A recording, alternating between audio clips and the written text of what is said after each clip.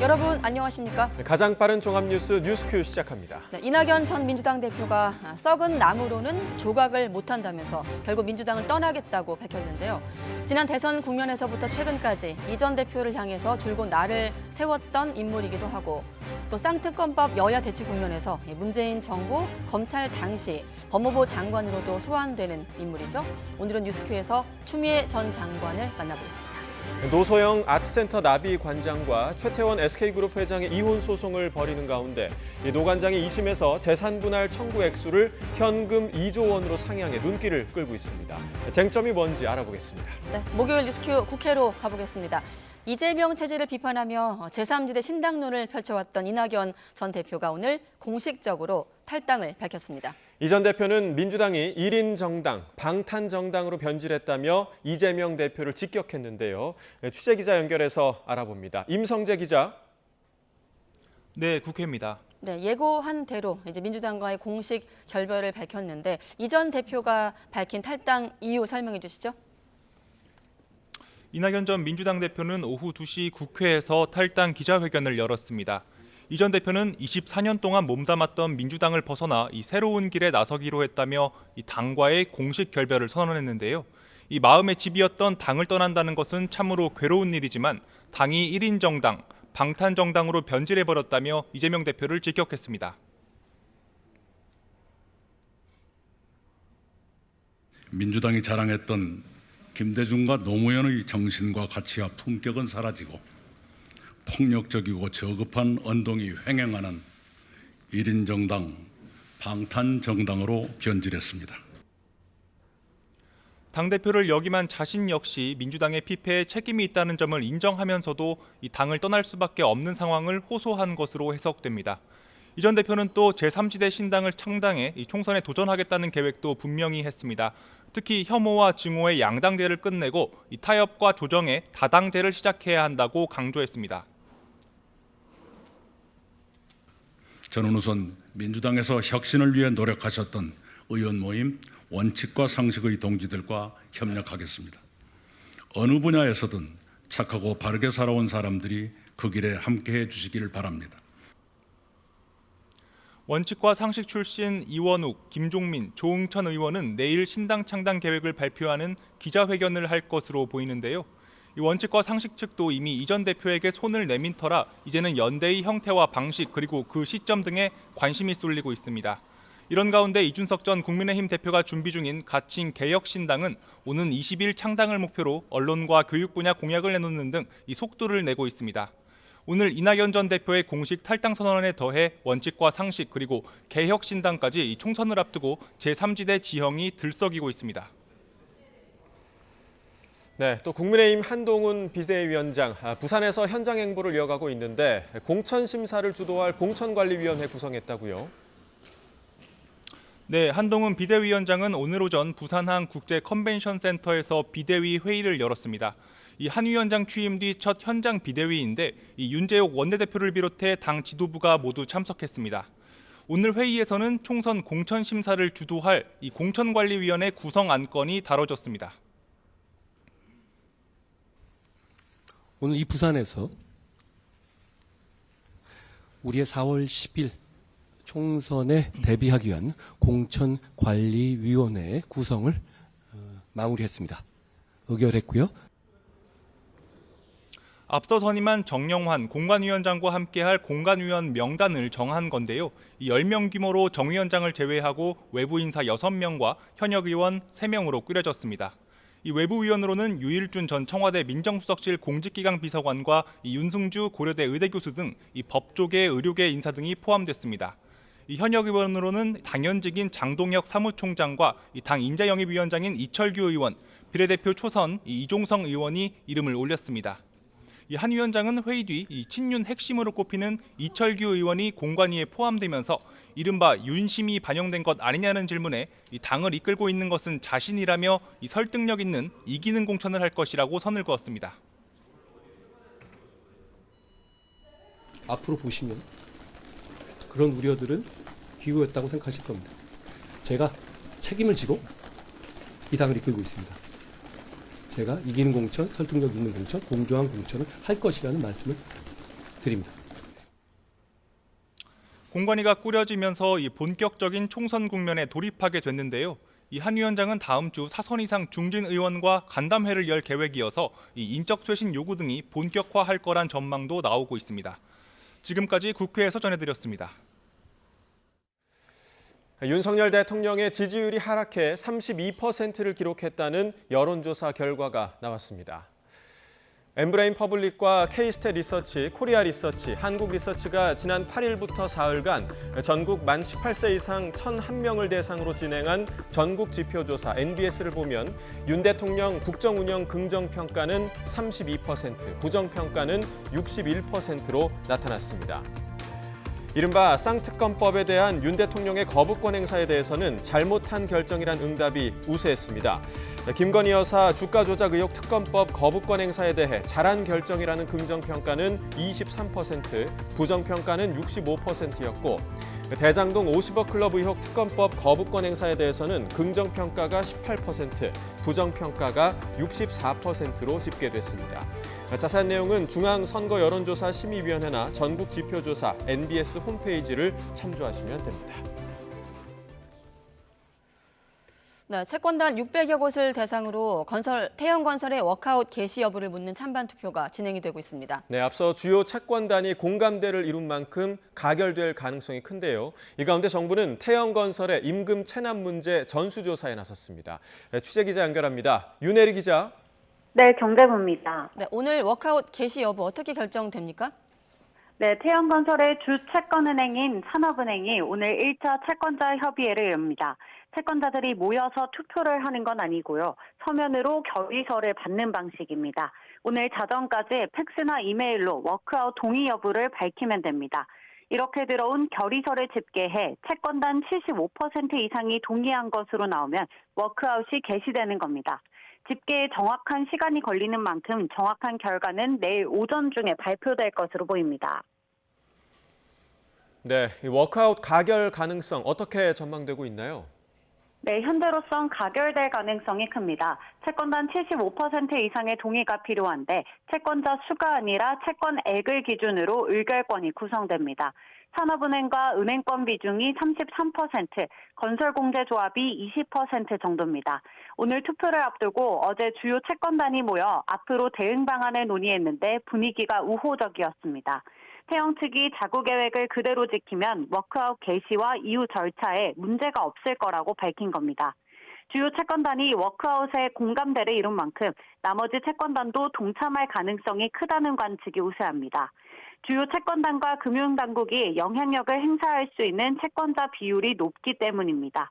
오늘 투표 결과 워크아웃이 개시되면 태형건설에 대한 금융사 채권은 최장 넉 달 동안 유예됩니다. 가능성이 크진 않지만 부결된다면 태형건설은 법정 관리 절차에 들어가게 됩니다. 네, 이런 분위기 속에서 태형건설이 협력업체에게 임금을 제대로 지급하지 않아서 정부가 전수조사에 나서기로 했고요.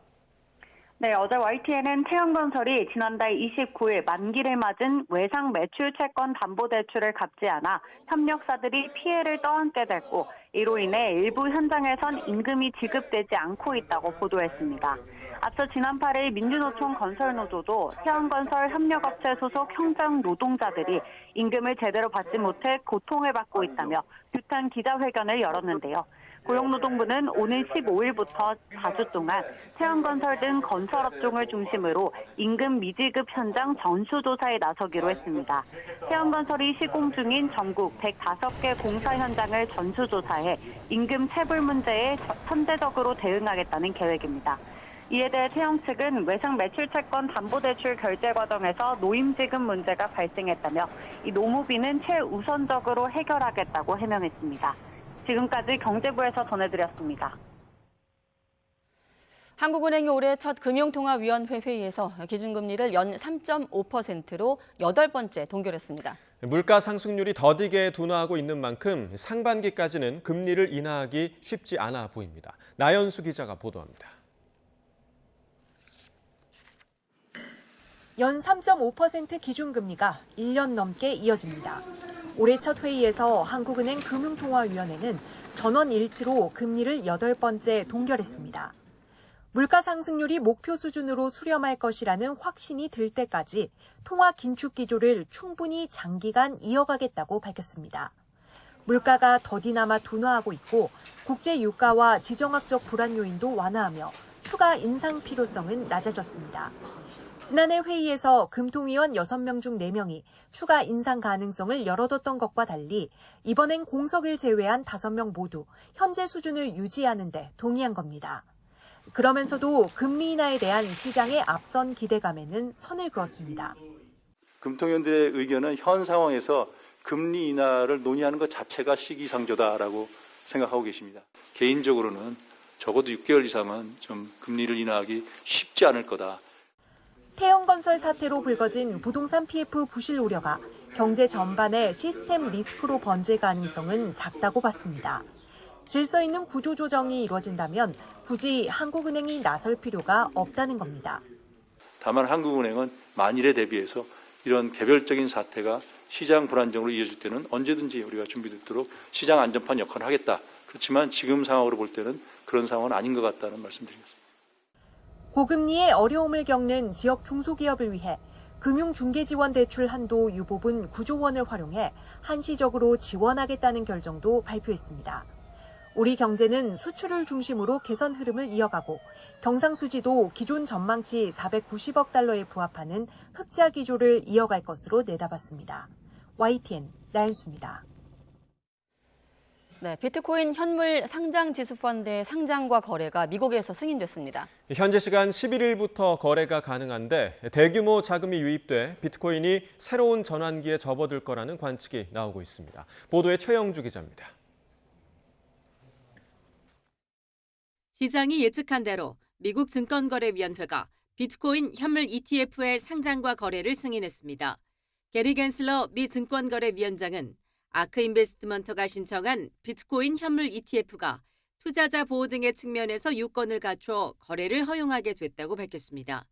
갠슬러 위원장은 그동안 불법 거래와 횡령 등을 이유로 비트코인 현물 ETF에 반대 입장을 취했지만 세계 최대 자산 운용사인 블랙록을 비롯해 10여 개 투자 회사가 현물 ETF를 신청하면서 시장에선 승인될 것이라는 기대감이 커져왔습니다.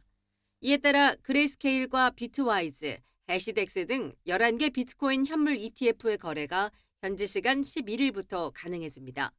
미 증권거래위원회는 공식적으로는 현물 ETF라는 용어 대신 현물 ETP라는 용어를 사용합니다.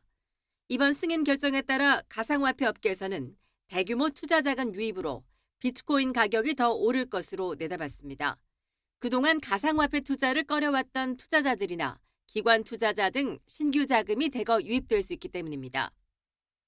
So I think it's another key step forward in the development of what is still by far the youngest, smallest and most retail investor dominated of all the asset classes. 미국 증권거래위는 그러나 암호화폐 자산증권의 상장 기준을 승인할 의향이 있다는 신호는 아니라고 강조했습니다. 비트코인 현물 ETF에 국한된 것일 뿐 비트코인을 승인하거나 보증한 것은 아니라는 얘기입니다. 이에 따라 투자자들은 암호화폐와 관련한 수많은 위험에 대해 여전히 주의를 기울여야 한다고 강조했습니다. YTN 최영주입니다.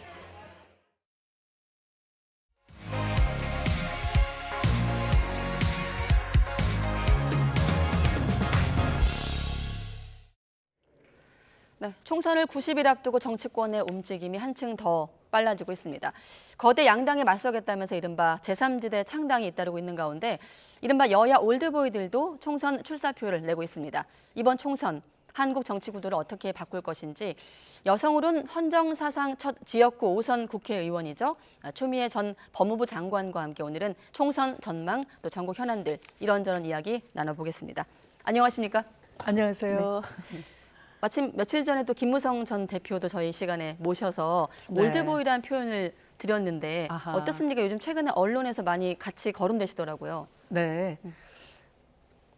민주당 지지층에서는 검찰 개혁을 제대로 하지 않은 것에 대해서 지지자들의 분노와 원망이 들끓습니다. 검찰 개혁의 최전선에서 제가 있었기 때문에 네. 오히려 제가 등판을 해주면 제대로 그 떠난 민심, 지지층의 민심을 회복하지 않을까 하는 기대가 오히려 높다고 들었어요. 올드보이로서 어떤 검찰 개혁을 이제 미완수한 것에 대한 어떤 열망을 담아낼 수 있다. 아마 제대로 싸웠다. 만약에 장관을 해임하지 않았더라면 검찰 쿠데타까지 안 가지 않았겠느냐 하는 아쉬움이 많아요. 그래서 아마 출마를 해달라 하는 요구가 저에게는 문자로도 오고 전화 걸려오고 합니다. 네, 알겠습니다. 그 얘기는 잠시 뒤에 좀 본격적으로 하기로 하고 YTN 시청자분들도 오랜만에 추 전 장관이 YTN 나왔구나 하실 것 같습니다. 네. 어떻습니까? 일부러 좀 언론 인터뷰를 자제해 오신 건가요? 제가 지난 1년 6개월간 소설책을 하나 쓰고 있었어요. 네. 최근에 출간을 해서 지지층에게 희망을 드리려고 전국을 다니고 있었는데요. 그러다 보니 저절로 언론 인터뷰할 기회가 적었다고 할 수 있습니다. 네. 인터뷰는 적었지만 사실 뭐 최근에 쌍특검법 국면에서도 그렇고 뭐 네. 수사 얘기를 하다 보면 자연스럽게 또 2020년도 상황이 나오고 그럼 네. 또 장관님 이름도 나오게 되는데 맞습니다. 여러 좀 언론에서 뭐 지난해 같은 경우는 조추송 연대 뭐 이렇게 해서 또 이름이 거론되기도 했는데 언론에서 이름이 거론될 때마다 가장 불편했던 좀 기사는 어떤 거였습니까? 제가 민주당을 가장 성공시킨 당 대표였다고 할 수 네. 있습니다. 지금은 시스템 공천을 착근시켰고 또 대선 승리, 지방선거 승리, 또 당사를 마련하고 그래서 민주당의 100년지 대계를 설계했다고도 볼 수 있기 때문에 제가 뭐 당을 버리고 새로 뭐 신당을 만든다 하는 건 어떤 지나친 상상 아니었나 이렇게 생각해요. 그러면 조추송 연대라는 건 그야말로 좀 언론이 만들어낸 건가요? 아니면 실체가 없는 겁니까? 언론이 뭐 그렇게 한번 불러봤겠죠. 앞으로는 부를 일이 없는 건가요? 당연히 네, 실체가 없기 때문에. 네, 알겠습니다. 신당 얘기 나오면서 뭐 조추송 연대는 착한 신당이냐 뭐 이런 얘기도 나오는데 앞으로는 없는 걸로 확인해 주셨고 SNS를 보니까 앵무새 여당 이런 글을 올리셨더라고요. 어떤 의미인가요? 지금 주가 조작 특검법, 김건희 특검법이라고 하죠. 에 대해서 대통령이 이해 관계자로서 가족 사건인데 그것을 대통령 권력을 이용해서 거부권을 행사한 것은 명백히 헌법에 정면 충돌된다고 봅니다. 회피를 하셨어야 되는 건데요. 그런데 집권 여당이 다짜고짜 그걸 고스란히 엄호를 하고 있는데 제가 장관 시절에 탈탈 털어도 나온 게 없었다. 무혐의를 해야 되는데 일부러 안 한 거다. 이렇게 억지 주장을 하는데 법무부 장관은 검찰 수사권이 없어요. 그래서 탈탈 털 수도 없었고 검찰총장이 가로막고 있는데 어떤 검사도 감히 수사할 엄두를 못 냈고요. 심지어 중앙지검장 이성윤 검사장한테는 직접 전화를 해서 막말로 네가 눈에 보이는 게 없냐라고 했다고 해서 그분이 억울한 심경을 토로한 적이 있어요. 그래서 그런 거짓말을 정부 여당의 의원들이 국회 단상에서 발언을 통해서 국민을 향해서 선동을 하고 있기 때문에 정말 시키는 대로 말하는 앵무새구나 그런 마음으로 글을 한번 써봤습니다. 그러니까 쌍특검법 관련해서 이제 거부권 행사로 국회로 돌아왔고 이제 재표결이 무산된 상황인데 이때 이제 여야가 대치하면서 여권에서 나오는 논리가 추미애 장관 시절에 탈탈 털고도 기소조차 못한 사건이지 않느냐 하면서 이제 총선용 악법이라고 하는데 거기에 대한 설명으로 전혀 탈탈 턴 사실도 없고 검찰총장은 심지어 감찰방해 수사방해를 해서 그것이 중대 비위였다라는 법원 판단까지 있었는데 부인의 주가 조작은 공범들은 수사를 어물쩍했지만 그것도 굉장히 깊이 있는 수사가 아니었고요. 부인이 들통날까 봐 그 근처까지 가지도 않은 거죠. 그래서 부인 김건희 씨에 대해서는 검찰이 소환 한번 해보지도 못한 채로 사건을 그냥 묵히고 있는 거죠. 그래서 특검이 반드시 필요한 건데 그 특검을 막기 위해서 정말 방탄 정당이 돼버린 거예요. 국민의힘 당이. 의원들이 탈탈 털어도 나온 게 없다라는 억지 주장을 하는데 그것은 아마 대통령실 주장을 그대로 옮긴 거 아닌가 싶어요. 또 하나의 논리가 지금 이관섭 실장 얘기처럼 네. 12년 전에 네. 결혼도 하기도 전인의 일이라는 논리를 펼치고 있거든요. 여권에서. 네. 결혼하기 전부터 주가 조작을 했고요. 또 그 수사를 가로막았던 것은 그 윤석열 검사 시절부터이고 중수부 검사 일대 또 검찰총장 일대도 그 수사를 못한 거죠. 그래서 제가 네. 수사 지휘를 해서 그것이 수사 지휘한 것이 제가 장관으로 있었던 가을이에요. 20년 10월. 네. 네. 그런데 그때도 이성윤 중앙지검장 산하에 차장들이 반란을 했어요. 그 수사 못하겠다라고. 네. 그래서 수사 진도를 나갈 수가 없었던 거죠, 제대로. 그 여사에 대해서는. 네. 네, 알겠습니다. 자, 마침 윤석열 당시는 검찰총장이었습니다만 대통령이 네. 되었는데 임기 3년 차를 맞았습니다. 그때가 이제 2020년 7월, 그러니까 말씀하신 수사지휘권이 발동했던 시절로부터 한 벌써 시간이 꽤 흘렀거든요. 네. 집권 3년 차 좀 남다르게 보셨을 것 같아요. 누구보다도. 네. 어떻게 평가하십니까? 검찰총장 시절 저는 윤석열 검찰총장이 늘 거짓말한다라고 느꼈습니다. 그걸 감찰로 확인을 했고요. 그리고 그것이 버릇이 돼서 지금 국정 운영도 국민을 속이고 있는 그런 국정을 운영을 하고 있어요. 네. 민주주의에서는 국민에게 투명하게 정보를 공개하고 숨김이 없어야 돼요. 그리고 국민의 비판을 겸허히 수용하는 국정 운영을 해야 되는데 네. 거짓말로 성공한 검찰총장이 검찰 쿠데타로 성공을 하니까 계속 국민을 속이는 일을 언론을 통해서 하고 있다. 그래서 저는 굉장히 심각하게 봅니다. 자, 검찰총장 시절에 윤석열 총장을 겪으셨고 지금은 물론 이제 밖에서 보고 계시지만 네. 윤석열 대통령 좀 어떤 차이가 있습니까? 별다른 차이는 없고요. 검찰총장 시절에도 네.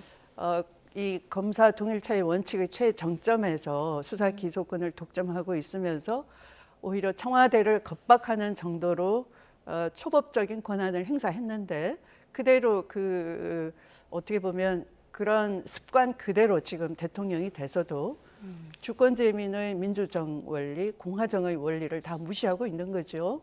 바로 법무부 장관을 통해서 사법쇼를 하고 본인이 사실은 아까 말씀드린 감찰방해 수사방해의 1심 패소를 하고 네. 그 재판을 사법 세탁을 하기 위해서 피고 법무부 장관을 최측근을 임명을 해서 그것도 역시 이 실체 판단을 하게 되면 그게 다 드러날까 봐 불법한 것이 그것을 그냥 절차적으로 얼렁뚱땅 뭉개버린 채로 상고를 당연히 해야 되는데 상고를 포기한 채로 그 법무부 장관이 집권당의 비대위원장으로 올라탄 거죠. 그러면서 네. 지금 그 여사의 김건희 여사의 주가 조작 특검을 막는 것을 아마 제1의 그 미션으로 여기고 있는 것 같아요. 그래서 전혀 민주정의 원리, 공화정의 원리를 역행하는 저는 한마디로 검찰 전체주의라고 부르고 싶어요. 네. 네. 알겠습니다. 아까 그 말씀하신 그 법무부를 상대로 이제 윤석열 총장 시절에 냈던 소송이 1심에서 패소했지만 2심에서는 또 승소했거든요. 승소라고 볼 수가 없어요. 왜 볼 수 없는지 다시 한번 좀 실체 판단을 안 했으니까 절차적으로 장관이 절차를 제대로 안 지켰다인데 네. 그것 자체가 판결이 굉장히 잘못된 거예요. 그래서 대법원 가서 판단을 받아야 되는데 대법원 가서 1심처럼 절차가 적법했다라는 판단이 나올 것을 두려워해서 일부러 막기 위해서 상고를 포기를 한 거죠. 네. 알겠습니다. 법무부가 상고를 포기한 부분에 대한 말씀을 하신 거고 오늘 책 들고 나오셨는데 북콘서트도 이제 개최하셨습니다. 마침 오늘이 이제 오늘부터는 북콘서트를 못 하지 않습니까? 네. 규정상. 네. 어떤 이게 소설이라고 하셨거든요. 네, 잠깐 보여드리면 뭐 이와 같습니다. 네. 이 책은 소설인데 사실은 우리가 스토리텔링이라고 하잖아요. 그러니까 뉴스를 통해서는 아주 이해하기 어렵고 어제 뉴스와 오늘이 어떻게 연결되는지 우리가 놓치기가 쉬운데 소설로 제가 좀 더 진실이 편하게 이해되게끔 썼습니다. 네. 지금 자전적이라고 하셨거든요. 네, 그 장관님의 어떤 개인적인 어떤 일화나 이런 것도 좀 녹아져 있나요? 그렇습니다. 그러니까 소설로 그 일의 그 전개가 어떤 의도를 가지고 이렇게 엄청난 일이 전개가 됐는지 네. 좀 편하게 읽으시면서 사실은 그 뉴스 전달이 저는 상당히 왜곡되거나 부족한 점이 있다고 생각합니다. 네. 그런 점을 좀 더 진솔하게 펼쳐냈습니다. 북콘서트 이후 화면은 아닌 것 같습니다. 북콘서트에 마침 현근택 변호사도 참여할 예정이라고 홍보가 되어 있던데 네. 참석했나요? 못했습니다. 네, 최근에 그 일 때문에? 약간 오해도 있기도 하고 그래서 예, 그 오해가 풀릴 때까지 좀 노력하겠다. 그래서 네. 아무래도 측근으로 좀 분류되시기 때문에 좀 불편하셨을 것 같아요. 어떻게 좀 해결됐으면 좋겠습니까? 네, 그 문제는. 사실은 그 본인이 네. 저는 얘기하는 걸 잘 들었는데요. 네네. 그 상황 자체가 상당히 억울하겠다. 네, 이 정치의 계절에 네. 어떤 그 조금 더 과장된 그런 보도 속에서 네. 시달리고 있구나 그런 느낌을 받았어요. 아마 조만간 본인이 입장을 내고 잘 헤쳐나가리라 생각합니다. 네. 또 그만한 자질과 능력을 갖추신 분이고요.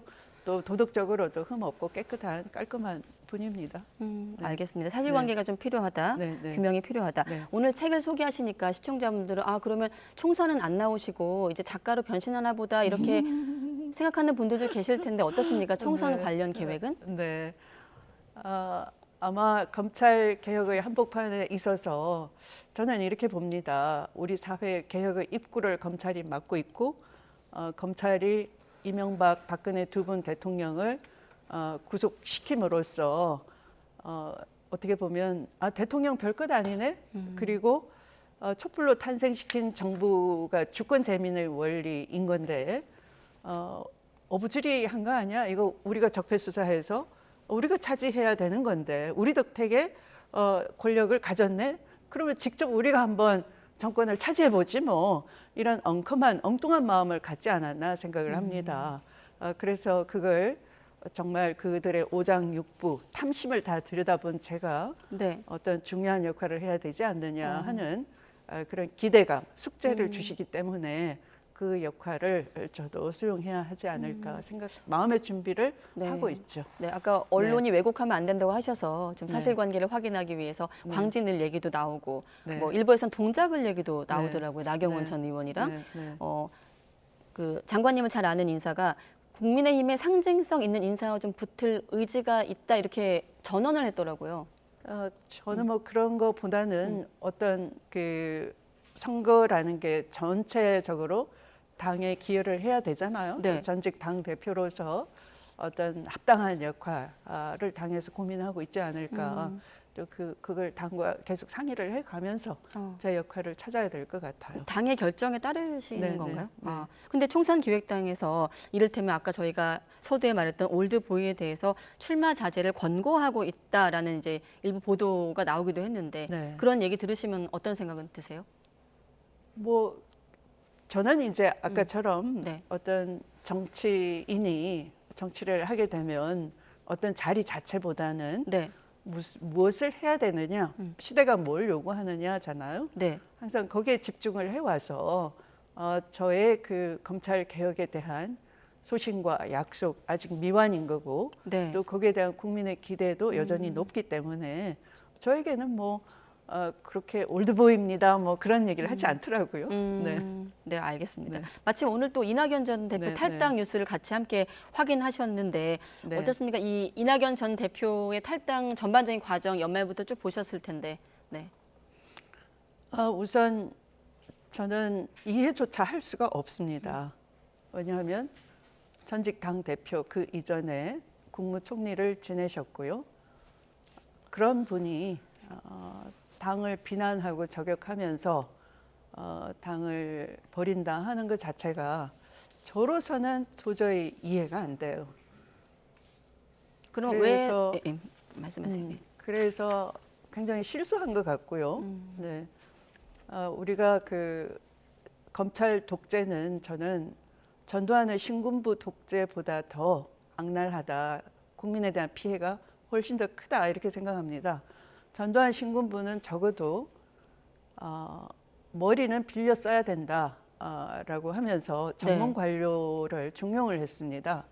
그런데 검찰 독재 정권은 전문 관료의 자리마저도 역할을 인정하지 않고 검찰 세력이 다 차지하고 있어요. 심지어 집권당 국민의힘당도 지금 검찰당으로 물갈이를 할 거라고 저는 생각을 합니다.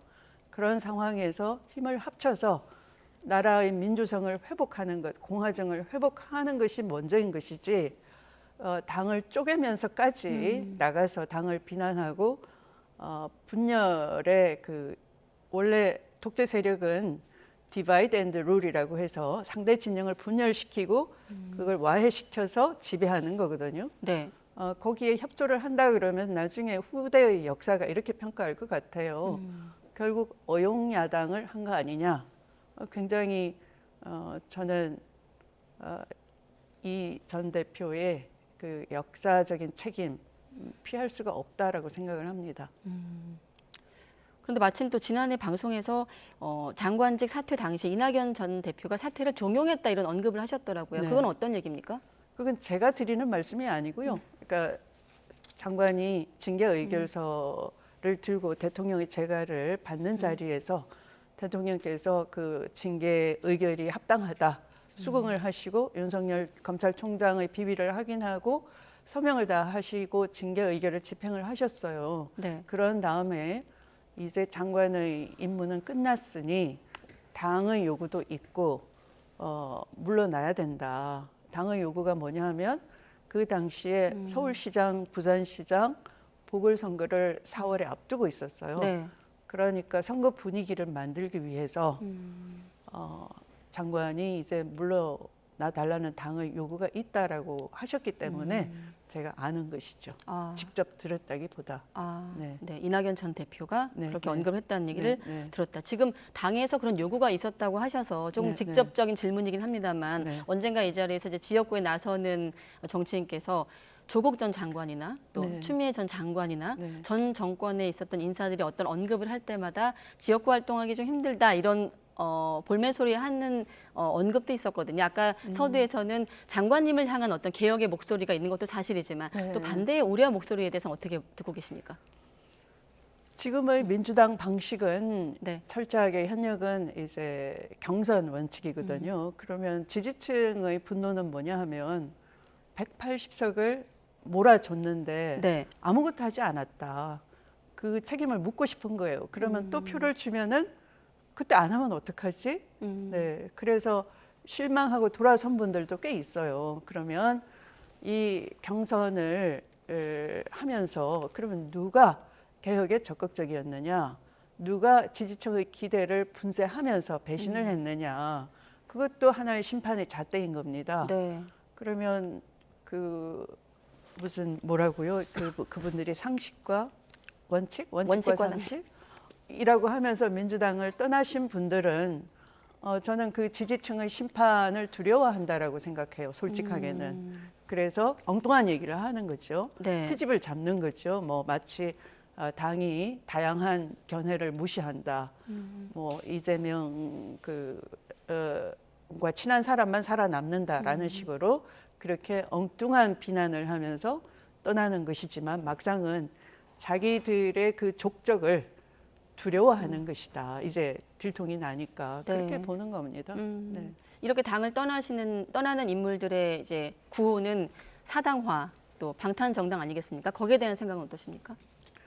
방탄이야말로 김건희 특검법을 거부하는 국힘당을 향해야 되는 것이죠. 그 부패를 엄호하고 부패를 키우는 그 이권 카르텔 그쪽에다가 힘을 합쳐서 목소리를 내야 되는 것이지.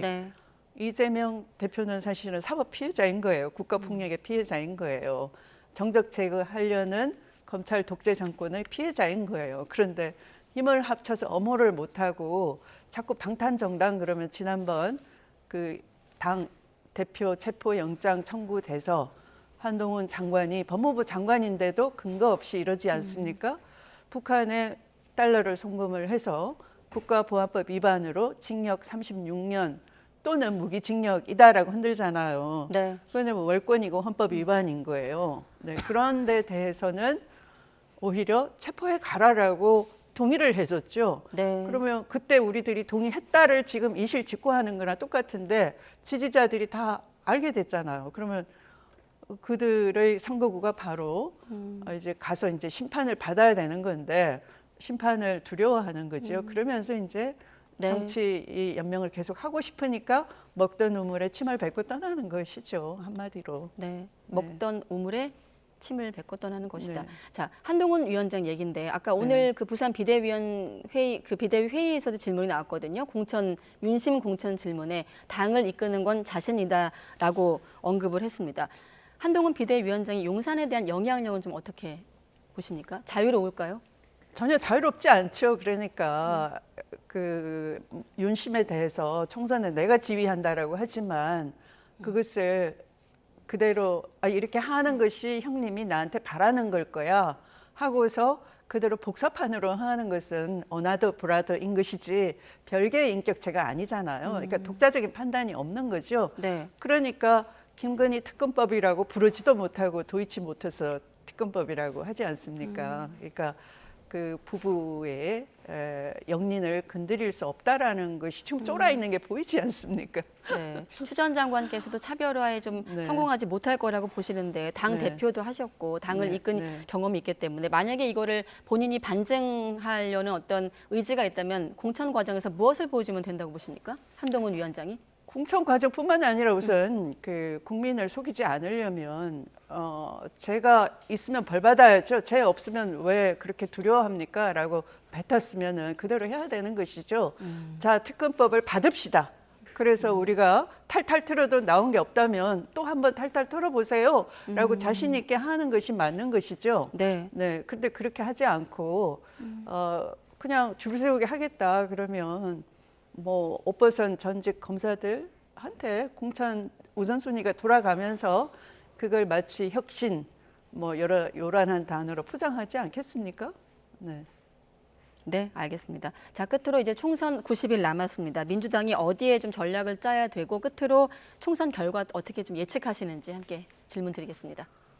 이번엔 우리가 민생을 망가뜨리고 외교관계를 파탄시키고 역사를 아작내는 이 무도한 검찰 정권을 국민과 함께 하루빨리 종식시키는 것이 바로 국민과 약속이 돼야 할 겁니다. 그 최전선에 여태까지는 좌고우면 머뭇거리고 소심했다면 이제는 국민보다 먼저 몸을 던지겠다 하는 사직생의 결기와 각오를 보여주는 것이 그 무엇보다 중요하다 이렇게 생각을 합니다. 네, 알겠습니다. 네. 혹시라도 오늘 나오셔도 여전히 좀 명쾌하지 않아서 지역구 관련해서는 아직은 좀 고민 중인 걸로 확인하면 되겠습니까? 당과 계속 상의하고 있다라고 생각해 주십시오. 네, 알겠습니다. 네. 여기까지 듣겠습니다. 네, 추미애 전 법무부 장관과 함께했습니다. 고맙습니다, 장관님. 감사합니다.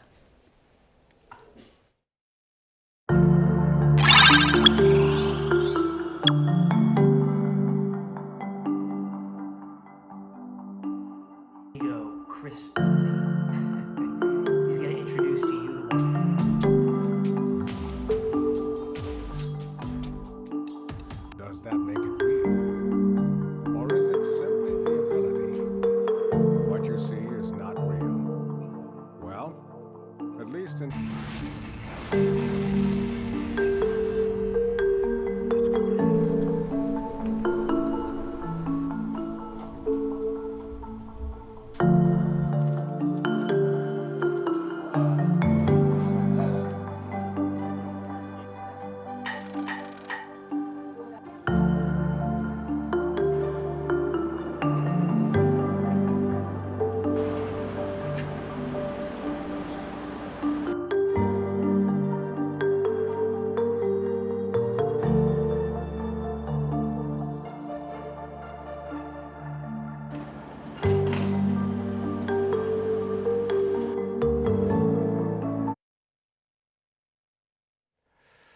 네, 인체에 치명적인 가습기 살균제를 제조 판매한 혐의로 기소된 SK케미칼과 애경산업 전직 임원들이 항소심에서 모두 유죄를 선고받았습니다.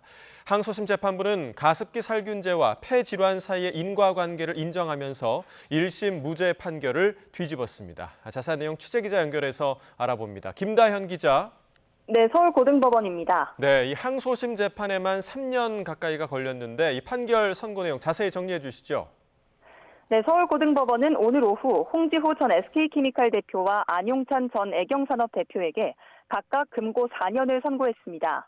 또 함께 재판에 넘겨진 가습기 살균제 판매, 제조사 임직원 11명도 모두 유죄 판결을 받았습니다. 다만 방어권 보장을 위해 법정 구속은 하지 않았습니다.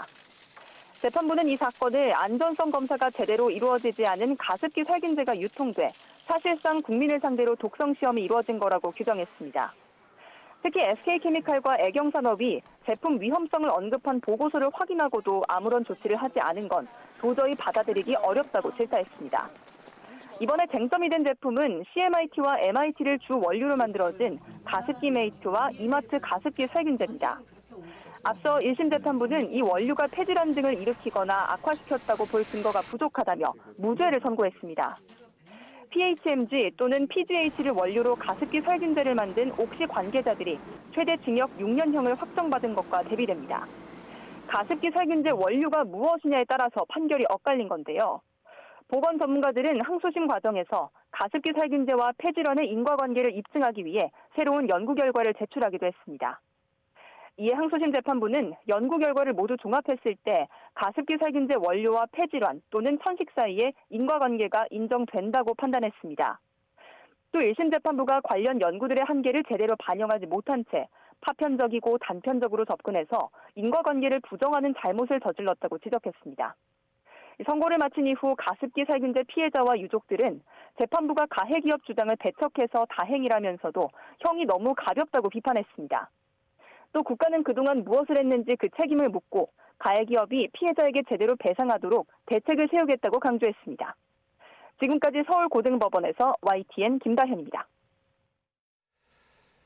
일제 강제동원 피해자들이 일본 가해기업을 상대로 낸 손해배상 소송에서 또다시 최종 승소했습니다. 대법원은 오늘 강제동원 피해자인 고 김공수 씨 유족들이 일본 제처를 상대로 낸 손해배상 청구 소송 상고심에서 원고 일부 승소 판결한 원심을 확정했습니다. 손해배상 청구권의 소멸시효가 지났는지가 쟁점이 됐는데 재판부는 피해자들에게 청구권을 행사할 수 없었던 객관적 장애 사유가 있었다며 일본 기업 측의 주장을 받아들이지 않고 배상 책임을 인정했습니다. 일본 강제동원 피고 기업의 일본 정부는 이에 대해 극히 유감스럽다며 결코 받아들일 수 없다고 반발했습니다. 일본 정부 대변인인 하야시 요시마사 관방장관은 정례 기자회견에서 한국 대법원의 판결은 지난달 하순에 있었던 복수의 판결과 마찬가지로 한일 청구권 협정에 명백히 위반한다며 이같이 밝히고 한국 측에 항의했다고 말했습니다. 이어 한국 정부가 관련 소송에 대해 한국재단이 판결금과 지연이자를 지급할 예정이라는 취지의 뜻을 이미 표명했기 때문에 이를 바탕으로 대응할 것으로 생각한다고 덧붙였습니다. 서울시 공무원들이 직무 관련자와 해외 골프 여행을 다니며 접대를 받은 사실이 감사원 감사에서 적발됐습니다. 병가를 쓰고 해외여행을 떠나거나 근무표를 조작해 수당을 타낸 공무원들도 무더기로 걸렸습니다. 이승배 기자입니다. 서울시 토목직 사무관 A씨는 지난 2019년과 2023년 건설사 대표와 중국과 베트남으로 골프 여행을 떠났습니다. 항공권은 물론 숙소와 현지 골프비까지 모두 업체 대표가 됐습니다. 국내에서도 3년 동안 5번 골프를 치면서 100만 원어치 금품과 향응을 받았습니다. 다른 토목직 서기관 B씨, 지난 2019년 배우자와 함께 건설업체 대표와 일본으로 골프 여행을 다녀오면서 편의를 받았습니다. 또 국내에서도 2번 골프를 쳤는데 그때마다 현금 30만 원씩 챙겼습니다. 시설직 공무원 9명은 직무 관련자에게 해외 골프 여행을 접대받은 것으로 조사됐습니다. 병가나 공가를 쓰고 몰래 해외여행을 떠난 직원들도 적발됐습니다. 질병 치료를 한다면서 이탈리아로, 건강검진을 받는다고 속이고 프랑스로, 재택근무를 신청한 뒤 오스트리아로 떠났습니다. 이런 꼼수를 쓰다 감사에 적발된 직원만 21명입니다.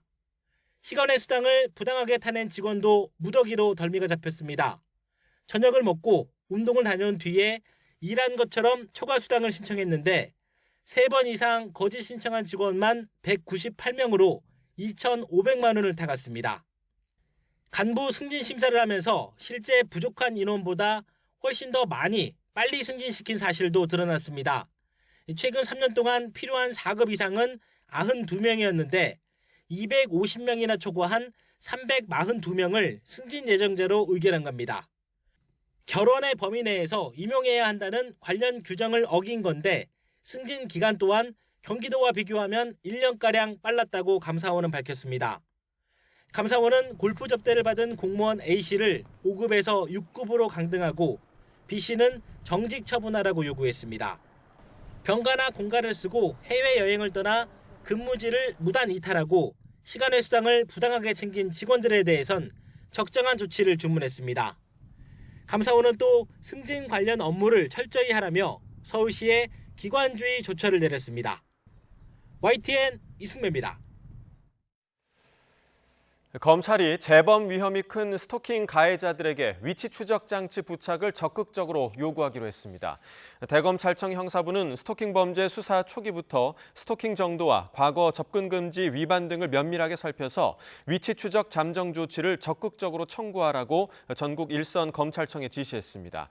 내일부터 시행되는 개정 스토킹 처벌법에 따른 조치로 검찰이 청구해 법원이 잠정 조치를 결정하면 판결 전이라도 스토킹 가해자에게 전자발찌를 채울 수 있게 됩니다. 생후 한 달 된 아기를 살해한 뒤 유기한 친모가 1심에서 실형을 선고받았습니다.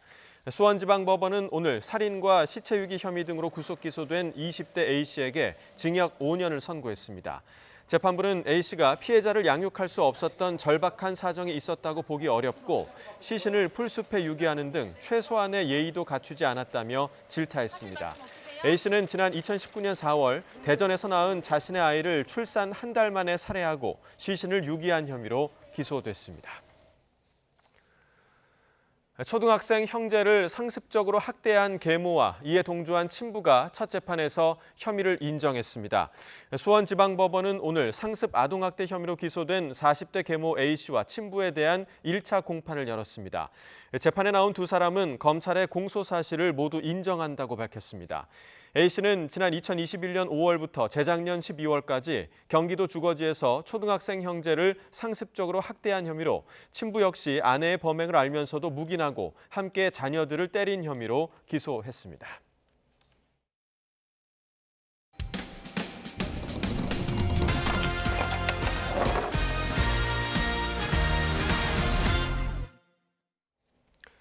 새벽 시간 고열에 시달리는 3살 아이를 데리고 응급실을 찾았다가 소아청소년과 전문의가 없어서 진료를 받지 못했다는 제보가 YTN에 들어왔습니다. 이 부모는 소아과가 문을 여는 아침까지 뜬 눈으로 밤을 새워야 했는데 YTN 취재진이 야간 어린이 응급실 진료가 가능한지 직접 살펴봤습니다. 제보는 Y 안동준 기자입니다. 지난 6일 새벽 내 아이를 키우는 최지훈 씨 부부는 3살 막내 아들이 40도 가까이 열이 오르자 급히 해열제를 먹였습니다. 열이 떨어지지 않아 곧바로 근처 대학병원 응급실을 찾았지만 소아청소년과 전문의가 없으니 다른 병원에 가보라는 답변을 받았습니다. 단 어디 병원에 있다고 알려주지도 않고 우리 병원은 소아 전문의가 없으니까 응급실에 못 들어갑니다. 119에서 가까운 병원 번호를 보내줬지만 이들 병원 모두 전화를 받지 않았습니다. 급한 마음에 다른 병원 응급실을 찾았지만 소아과 전문의가 없어 진료가 어렵다는 건 마찬가지였습니다. 결국 집에 돌아온 최 씨 부부는 아이 상태가 나빠지지 않기만을 바랄 수밖에 없었습니다. 어떻게 해줄 수가 없으니까 그냥 아픈 것만 보고 있어야 되니까 되게 속상하죠. 지금 시각은 밤 11시입니다. 소아 응급 환자를 진료할 수 있는 병원이 있는지 직접 돌아보겠습니다. 가장 먼저 찾은 대학병원 응급실. 소아과 전문의가 있느냐고 묻자 평일 주간 시간에만 진료할 수 있다는 답변이 돌아옵니다. 소아과 전문의가 되게 되시는 건지 아니겠습니다. 그럼 진료는 가능한 사람이에요? 외래 가능하시는데 가능하고 근처 종합병원도 밤에는 어린이 진료가 어렵다며 다른 병원을 안내해줍니다. 조금 떨어진 또 다른 대학병원을 찾아가 봤지만 상황은 마찬가지였습니다. 종합병원 3곳을 돌았지만 야간 소아진료가 가능한 병원은 결국 찾을 수 없었습니다. 보건복지부는 야간과 휴일에 진료하는 달빛 어린이병원을 운영하고 있지만 모두 동네 의원급 병원인 만큼 응급 상황에서는 종합병원 진료가 절실합니다. 의사단체는 지난 2017년 이대 목동병원 신생아 사망 사건으로 소아과 의료진이 구속된 이후 처벌에 대한 우려 때문에 소아과 기피 현상이 심해졌다고 지적합니다. 늘 애들 죽는 거에 전선 그 한복판에 있단 말이에요. 죽었다라고 해서 처벌을 한다고 하면 어떻게 무혐의해서 하겠어요. 의료 선진국이라고 불리는 대한민국. 아픈 아이들이 야간에는 응급 상황에서도 왜 소아과 전문의를 만날 수 없는지 진지한 고민과 논의가 필요합니다. YTN 안동준입니다. 네, 출퇴근길에 혼잡한 지하철을 타게 되면 숨이 턱 막힐 정도로 답답하고 불편한 느낌 경험하셨을 겁니다. 이를 개선하기 위해서 의자를 없앤 열차 구간이 시범 도입됐습니다. 권준수 기자가 시민들의 반응을 취재했습니다. 아침 8시를 조금 넘은 시간 서울 지하철 4호선 성신여대 입구역입니다. 출근길 승객 혼잡도가 무려 190% 수준인 곳으로 정원보다 2배 많은 사람이 지하철에 몸을 싣고 있습니다.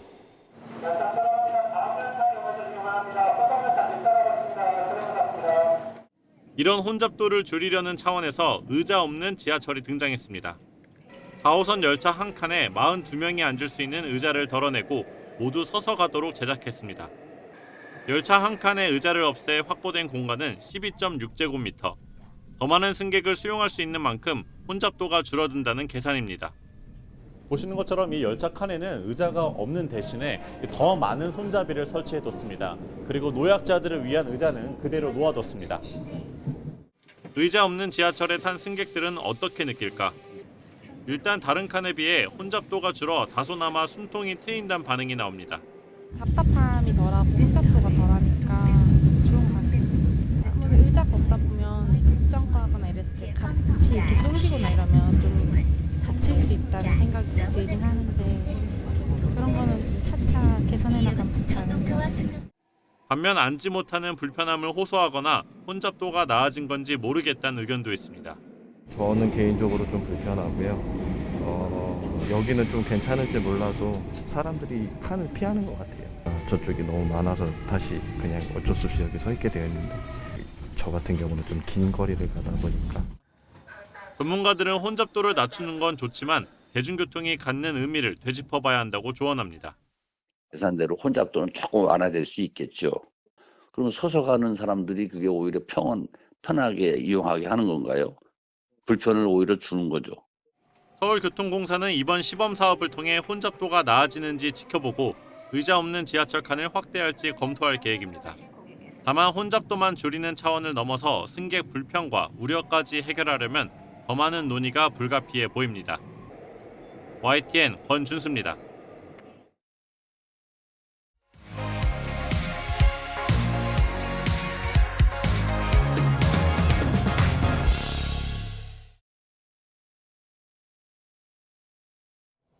투표 결과를 말씀드리겠습니다. 재석 210인 중 찬성 208인, 기권 2인으로서 개의 식용 목적의 사육, 도살 및 유통 등 종식에 관한 특별법안 대안은 가결되었음을 선포합니다.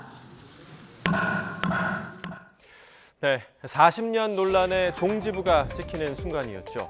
이 개 식용 금지법, 식용을 목적으로 개를 도살하는 경우, 또 식용견을 키우거나 유통을 하는 경우에도 이러한 처벌을 내릴 수 있게 하는 내용을 담고 있습니다. 자, 법이 통과됐지만 풀어야 할 숙제가 많이 남아 있습니다. 유예 기간이 3년 주어지기는 했는데 업종 변경이 불가피해진 식용견 관련 산업 종사자들에 대한 이 보상 문제도 상당한 진통을 겪을 것으로 예상이 되고요. 그동안 전국 곳곳에서 사육되어 온 식용견 수십만 마리를 어떻게 처리하느냐 하는 것도 또 하나의 고민거리가 됐습니다. 식용견 사육 농장주는 유예기간 3년 이내에 남아있는 식용견을 모두 출하하거나 판매 또는 입양을 해야 하는데요. 만약 농장주가 개를 버려둔 채로 폐업하거나 또 강제 살처분하게 되면 동물보호법상 형사처벌의 대상이 될 수 있습니다. 남아있는 식용견에 대해서 농림축산식품부는 안락사는 고려하지 않고 있고 농장주가 기본적으로 개들을 책임져야 한다라는 입장입니다. 하지만 대한육견협회 개 한 마리당 최대 200만 원씩 보상해달라라는 주장을 굽히지 않고 있습니다. 자, 이 문제를 해결하기 위해서 정부는 농장주와 동물보호단체 등이 참여하는 개식용 종식위원회를 설치해서 조율하겠다는 계획을 밝혔는데요. 이 동물보호단체는 보호 조치를 최우선으로 하되 동물보호법 기준에 따라 정리할 필요가 있다고 말합니다. 또 영업을 유지하면서 감소된 이후에 이제 남은 개들을 우리가 어떻게 해야 될 것인가, 이런 이제 고민과 논의를 많이 해야 되는데 앞으로 그 부분에 대해서 우리 사회와 정부가 그리고 민간단체가 같이 머리를 맞대고 남은 동물들에 대한 방안, 이런 것들을 계속 논의를 해야 될 것 같습니다. 네, 식용견 처리 문제. 3년이라는 유예 기간 동안 동물의 생명을 보호하면서도 여러 이해관계를 잘 정리할 수 있을지 지켜봐야겠습니다. 제주의 보호시설로 이송된 반달가슴곰 4마리가 모레부터 일반에 공개됩니다. 곰들은 관람용 시설에서 사육되다가 지난해 말 제주 자연생태공원으로 옮겨졌습니다. 생태공원 측은 곰들이 안전기간과 야외 적응 훈련 등을 거쳐왔다면서 모레부터 시설을 매일 무료 개방할 계획이라고 밝혔습니다. 지난 9일 경기도 화성의 위험물 보관창고에서 화재가 발생한 이후 유해물질이 인근 하천으로 흘러들었습니다. 당국이 필사적으로 방제 작업을 벌이고 있는데 오염 구간이 7km에 달하면서 방제 완료까지 몇 주가 더 걸릴 전망입니다. 최명신 기자가 보도합니다. 물감을 풀어놓은 듯 하천이 온통 시퍼렇습니다. 수심이 그리 깊지 않은데도 바닥이 전혀 보이지 않습니다. 부식성이 강한 피부 독성 물질 에틸렌 다이아민이 물에 녹아든 탓입니다. 지난 9일 화성의 한 위험물 보관창고에서 불이 난 뒤 유해 물질들이 하천으로 유입됐습니다. 국가 하천인 진이천 합류부 직전까지 7.4km 구간이 피해를 입었습니다. 물고기 다 뜨고 악취 너무 심하고요. 어머니가 여기 뭐 60평생, 70평생 사신 분인데 물고기 떠오르는 거 보고 깜짝 놀라서. 화성시와 평택시는 가용 인력을 총동원해 방제 작업에 총력을 기울이고 있지만 범위가 넓어 애를 먹고 있습니다. 우선 1km마다 방제뚝 6개를 쌓아 물을 가둬둔 뒤 폐수 처리 차량 20여 대를 투입해 오염수를 처리하고 있습니다. 오염 상태가 덜한 구간엔 흡차포 등으로 오염물을 걸러내고 있습니다. 오염수를 퍼내는 게 제일 급선무이기 때문에 오염수 수위가 낮아지면 추가로 방제쪽을 설치해서 방제 작업의 속도를 내려고 하고 있고요. 국가하천인 진이천까지 흘러들지 않은 게 그나마 불행 중 다행입니다. 진이천은 주요 철새 도래지이자 농업용수로 활용되고 있는 만큼 자칫 대형 환경재난으로 번질 뻔했습니다. 당국은 유출수 처리와 방제 비용을 모두 사고 사업장에 부담시킬 방침입니다. 당국은 완전 방제까지는 최소 몇 주가 더 걸릴 것으로 보고 있습니다. YTN 최명신입니다. 네, CES의 중요한 화두 가운데 하나가 바로 친환경입니다. 기후위기 등으로 인류의 위기가 찾아오면서 기업들의 친환경 기술 개발은 이제 선택이 아닌 필수가 되고 있습니다. 김태민 기자가 보도합니다. 올해 CES에 참가한 국내 기업 가운데 유일하게 기조연설에 나선 건 비가전 업체 HD현대입니다. 인류의 지속가능한 미래를 위해 혁신에 나서겠다며 그 이유를 이렇게 설명했습니다. We also need to do a lot more to reduce the environmental impact of construction, which accounts for 7.3% of global energy use and 13% of CO2 emissions. 그러면서 바다에서 만들어낸 수소가 최종적으로는 육지의 건설 현장에서 쓰일 수 있는 친환경 종합 대책을 제시했습니다. SK는 이번 CES 전시에서 인류가 직면한 위기의 답을 제시하는 데 중점을 뒀습니다. 기후위기가 사라진 세상에서 느낄 수 있는 행복을 관람객들이 체험할 수 있도록 전시관을 꾸민 겁니다. 친환경 기술의 중요성은 신생기업에 쏠린 높은 관심에서도 확인할 수 있습니다. 농사에 필요한 물을 90%나 줄여 척박한 환경에서도 농작물 재배가 가능한 스마트 농장 기술은 CES 최고혁신상까지 받았습니다. 식물의 뿌리에 영양분과 물을 공급해서 미스트로 공급해서 식물을 자라게 하는 그런 농법을 적용했고요. 물 사용량을 줄였고 그리고 즉각적으로 식량 생산을 가능하게 하는 탄소를 포집해 비료를 만들거나 건물 유리창을 이용한 전력 생산 등 지속 가능한 미래를 위한 고민엔 국경이 따로 없었습니다.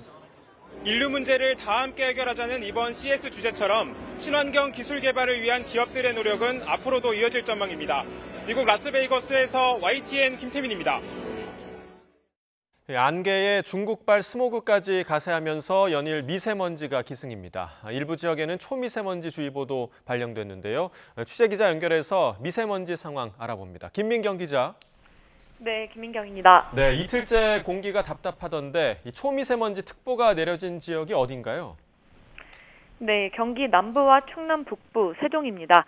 아침에 낀 짙은 안개에 오염물질이 섞이며 초미세먼지 농도가 높아진 겁니다. YTN 재난보도 시스템 이다스 화면으로 실시간 미세먼지 상황 살펴보겠습니다. 먼저 수도권 제1순환선 자유로 분기점 부근입니다. 잿빛 장막을 씌운 듯 다리 뒤쪽은 온통 뿌옇게 보입니다. 이 가시거리가 평소보다 짧은 만큼 앞차와의 간격을 충분히 확보해 안전운전 하셔야겠습니다. 다음은 초미세먼지주의보가 내려진 충남입니다. 서산 고북교차로 부근인데요. 이곳 역시 화면이 무척 흐리게 보입니다. 이 먼지가 하늘을 가려 한낮임에도 다소 어두워 보입니다. 오염물질이 계속 쌓인 울산은 초미세먼지 농도가 한때 세제곱미터당 116 마이크로그램까지 치솟았습니다. 또 태백산맥 서쪽 지역도 세제곱미터당 100 마이크로그램까지 농도가 치솟으며 답답한 공기가 이어졌습니다. 네, 그럼 이 답답한 공기 언제부터 해소가 되는 건가요? 네, 내일까지는 초미세먼지에 대한 대비가 필요하겠습니다. 밤사이에는 중국발 스모그가 한 차례 더 유입되면서 농도가 짙어질 가능성이 있는데요. 내일 오전까지는 미세먼지 농도가 나쁨 수준을 유지하는 곳이 많겠습니다. 하지만 이번 미세먼지는 오래가진 않고 내일 오후부터 대기 확산이 원활해지면서 점차 해소될 전망입니다. 지금까지 문화생활과학부에서 YTN 김민경입니다.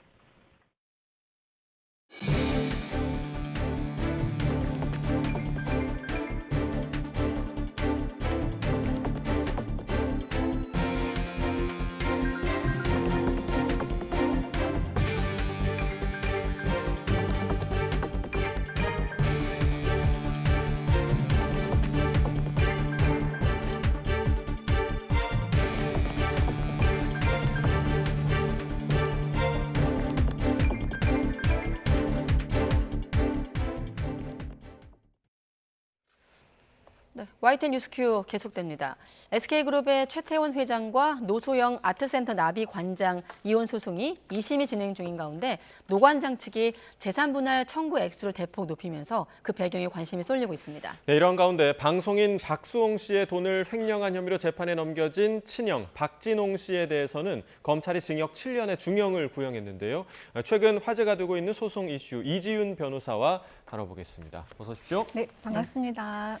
네, 먼저 박수홍 씨 관련 내용. 친형의 횡령 혐의 결심 공판이 있었는데 친형은 법정에서 억울하다고 모여를 했다 뭐 이렇게 보도가 되고 있더라고요. 네, 맞습니다. 왜냐하면은 본인은 횡령했다고 하는데 본인이 박수홍을 위해서 얼마나 가족으로서 뒷바라지를 열심히 했는데라고 하면서 억울해하고 있는 입장입니다. 그 구체적으로 그 혐의 내용을 한번 같이 본다면 이제 박진홍 씨 같은 경우에는 본인이 2011년부터 2021년까지 매니지먼트를 했습니다. 그 매니지먼트를 하면서 사실상은 인건비 같은 것을 허위로 계상해서 회사 돈 19억 원을 횡령한 혐의를 받고 있고요. 건물 매입 명목으로 11억 7천만 원을 횡령했고 법인카드로 1억 8천만 원을 유용했다는 혐의를 받고 있습니다. 또한 박수홍 개인 계좌로 약 15억 원을 횡령했다고 그렇게 지금 공판 단계에서 지금 다투고 있는데요. 그 이런 혐의에 대해서는 부인하고 있는 것 같습니다. 예, 자 40억 원대 횡령 혐의. 친형 측은 지금 말씀하신 대로 대부분 부인하는 상황인데 지금 어떤 입장을 지금 비치고 있나요? 사실상은 이게 조금 법적으로 보면은 처음부터 아버지가 이제 좀 관여를 했다. 예. 자산 관리 같은 거는 관여했다라고 자꾸 주장을 하고 있어요. 왜냐하면은 이게 친족상돌의 규정이 있기 때문에 아버지가 만약에 개입을 했다고 한다면 자산 관리를 했다고 한다면 네. 형이 면제돼서 처벌받지 않습니다. 그래서 계속해서 본인이 아니라 자산 관리는 아버지가 주도해서 했다라고 주장하고 있는 입장이고요. 그다음에 부동산 같은 경우에는 자산을 같이 가족끼리 논의해서 정리를 했다. 예. 이런 식으로 얘기를 하고 있고 무엇보다도 법인카드 사용과 관련해서는 그 법인카드는 본인이 가족회사이다 보니까 뭐 이런 부분은 가족들이 뭐 복지 후생 차원에서 법인카드를 써도 된다라고 잘못 인식했다라고 주장하고 있는 입장입니다. 네, 자, 중복된 내역을 빼면은 최종적으로 검찰이 40억 원대 횡령 혐의를 적용했다고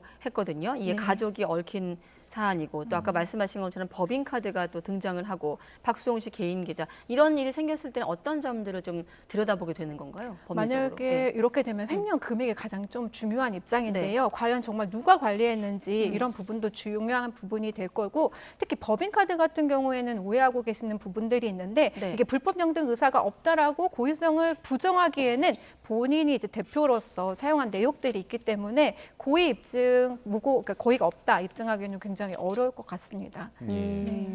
자, 그렇군요. 선고가 이제 다음 달 14일에 열린다고 하니까 좀 지켜봐야겠고요. 다음 이슈로 좀 넘어가 보도록 하겠습니다. SK그룹 최태원 회장과 노소영 아트센터 나비 관장 이혼 소송 2심이 현재 좀 진행 중인데 이 노 관장 측이 재산 분할 액수를 2조 원까지 높였더라고요. 그리고 그 재산의 형태도 원래는 주식이었는데 현금으로 바꿨다. 이걸 어떤 의미로 좀 해석을 해야 할까요? 네, 사실 1심하고 많이 달라진 부분은 1심 과정에서 드러난 재산들도 있을 뿐만 아니라 당초에 3억 원으로 추정했던 위자료 액수를 30억 원으로 높였습니다. 그리고 현물이 아니라 현금으로 20조억 원을 청구한 입장이라서요.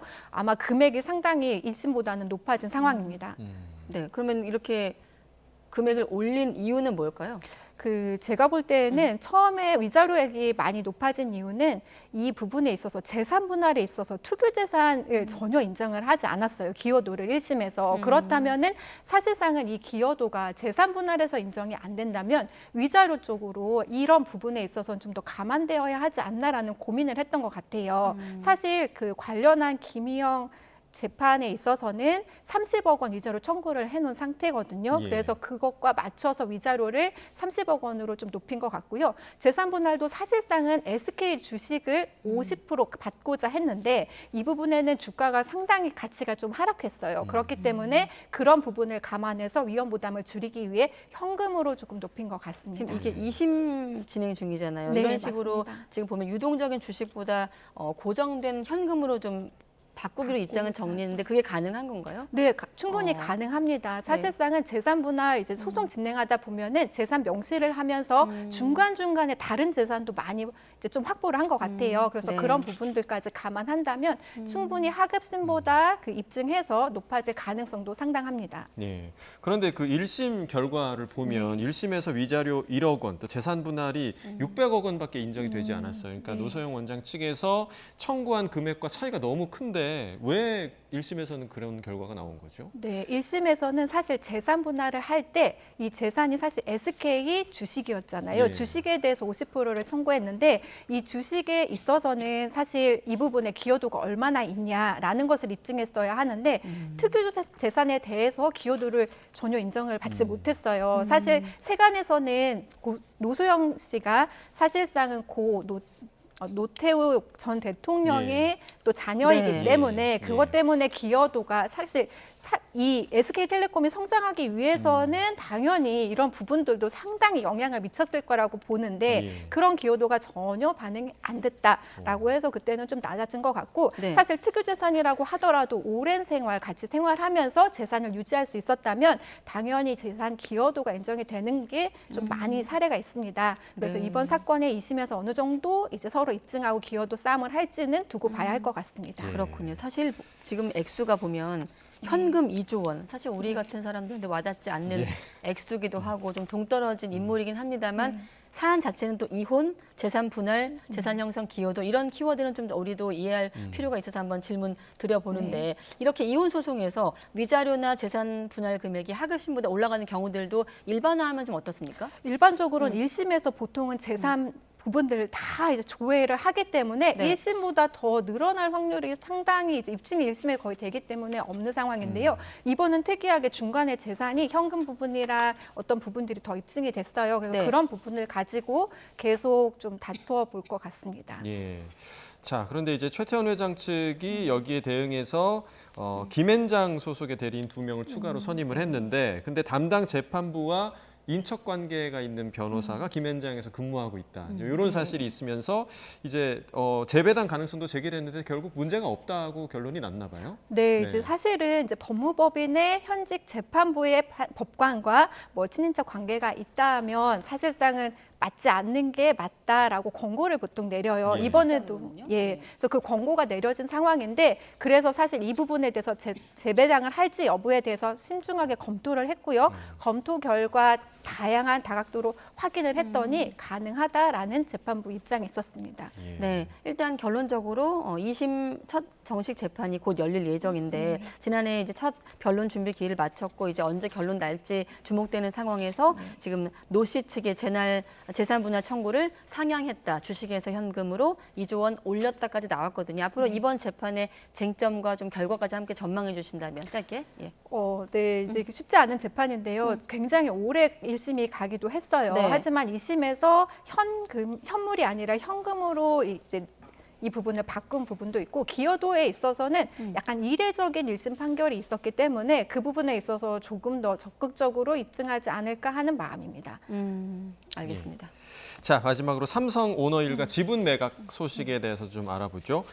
홍라희 전 삼성미술관 리움 관장과 또 이부진 호텔신라 사장, 이세연 삼성복지재단 이사장이 상속세 마련 위해서 지분을 매각을 했죠? 네, 그렇습니다. 사실 상속이 보통은 이제 이번 상속이 일가에게 26억 원의 상속이 됐기 때문에 근데 상속세가 무려 12억 원 정도가 나왔어요. 그렇기 때문에 이 상속세를 마련하기 위해서 처음에는 주식 담보대출로 진행을 했다가 이자가 너무 커지는 바람에 이번에 블랙딜을 좀 한 것 같습니다. 네, 조금 전에 12조 원. 네, 그죠? 22조 원.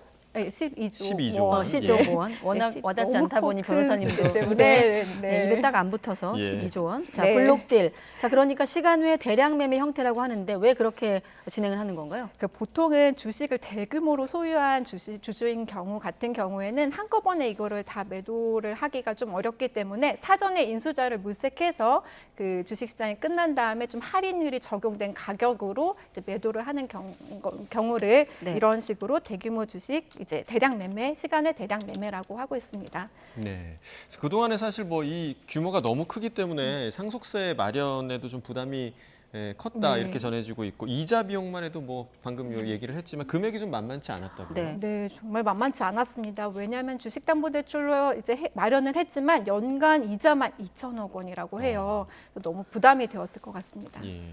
네, 아무튼 세모녀의 상속세 부담은 해소가 됐지만 이렇게 잇따라 지분을 매각을 하면 삼성그룹의 경영권에도 좀 영향이 미치지 않을까 싶은데 어떻게 좀 볼 수 있을까요? 이번 블록딜을 통해서 최대 주주나 특수 관계인 부분을 살펴보면 처음에 33.63%에서 31.15%로 낮아질 것으로 좀 전망이 되고 있습니다. 그렇지만 최대 주주는 이재용 삼성전자 회장이기 때문에 이 부분에 있어서는 주식 지분율이 상당하고 있습니다. 이래서 아무래도 경영권에 있어서는 이번 주식 매각 때문에 어느 정도 영향을 끼칠 거다라고 전망하기는 좀 어려울 것 같습니다. 네, 알겠습니다. 자, 여기까지 이야기 나누겠습니다. 지금까지 이지윤 변호사와 이야기 나눠봤습니다. 오늘 말씀 고맙습니다. 감사합니다.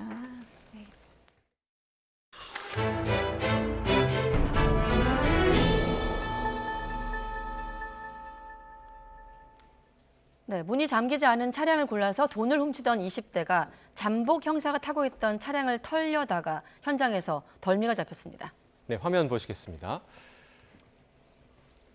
네, 지난달 25일이고요. 강원도 춘천에 있는 아파트 지하 주차장. 자, 왼쪽 화면 동그라미 보시면 모자 쓴 피의자가 검은색 차량 조수석에 다가가는데요. 깜짝 놀랍니다. 차량 안에서 누가 나왔을까요? 경찰이 나온 겁니다. 동네에서 절도 신고가 잇따르자 형사 2명이 잠복 수사를 하고 있었는데 이렇게 차량을 털려다가 그만 현장에서 붙잡혔습니다. 네, 경찰이 이 보고 계신 CCTV를 분석한 결과 피의자 28살 A씨는 한 달간 15차례에 걸쳐서 수백만 원을 훔친 상습범이었는데요. 지하주차장에서 현행범으로 체포된 후 현재는 구속이 돼서 재판을 기다리는 중입니다. 이 잠복 경찰관이 탄 차량을 털던 절도범, 차를 골라도 정말 잘못 골랐네요.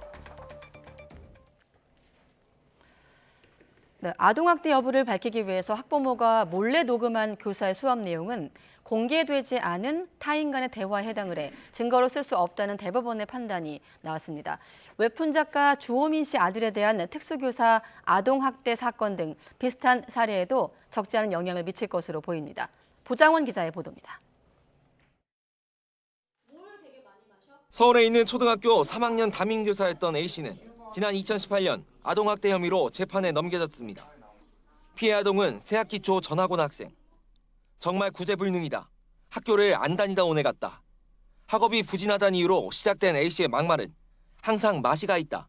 뇌가 어떻게 생겼는지 열어보고 싶다는 등 갈수록 심해졌습니다. 교실 안 같은 반 친구들이 보는 앞에서 폭언과 구박은 2달 동안 계속됐고 학대를 의심한 부모가 몰래 아이 가방에 녹음기를 넣어 등교시키면서 A씨 발언이 드러났습니다. 이어진 재판에선 몰래 녹음된 내용을 증거로 인정할 수 있는지가 쟁점이 됐습니다.